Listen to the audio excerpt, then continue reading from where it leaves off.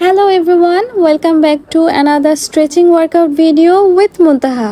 আমার আজকের ভিডিওটা হচ্ছে স্ট্রেচিং নিয়ে। আমি কিন্তু ওয়ার্কআউটের আগে এবং পরে কখনোই স্ট্রেচিং মিস করি না, কেননা স্ট্রেচিং আমাদের ফ্লেক্সিবিলিটি বাড়ায় এবং মাসেলকে স্ট্রং এবং হেলদি রাখে। ডিউরিং স্ট্রেচিং বডিতে ব্লাড ফ্লো বা রক্ত সঞ্চালন বৃদ্ধি পায়, মাসেল রিকভারি দ্রুত হয়, এক্সারসাইজের সময় ইনজুরি হওয়ার রিস্ক অনেকটা কমে আসে।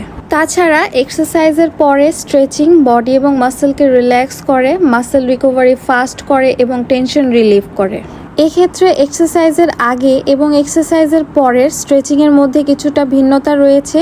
আমার আজকের এই ভিডিওতে আমি যতগুলো মুভমেন্ট দেখিয়েছি সবগুলো আমি ওয়ার্কআউট শুরু করার আগে করে থাকি। প্রতিটি মুভমেন্ট আমি 50 থেকে 60 বার করে থাকি। আপনারা শুরুতে একটু অল্প করে করবেন যদি কখনোই করে না থাকেন, এবং আস্তে আস্তে আপনাদের রেপিটেশন মানে যে কয়বার করতে হবে সেটা বাড়াবেন।